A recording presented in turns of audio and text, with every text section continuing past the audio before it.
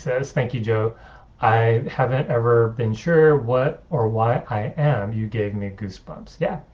You know, Jeremy, and this is for everyone, right? When people get the message or when the transmission of the message or the energy comes through, you know, just like I've been sharing, like sometimes people will cry. And in your case, Jeremy, the goosebumps, right?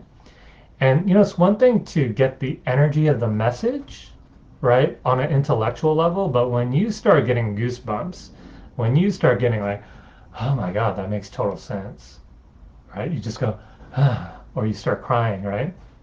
That's when you know the transmission has come through, and that's when you know it's more real for you, okay? And we call that validation. And that's why I come on live every week, right? Because a lot of you that are seeking answers, really what you're seeking is validation. So, Jeremy, I'm happy, right, that you are able to get the goosebumps because that's a sign of validation and that the message that you were seeking got transmitted, okay?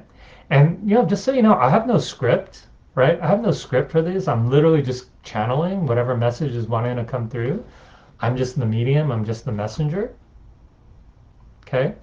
So, yeah, I'm happy to have channeled that message for you, Jeremy.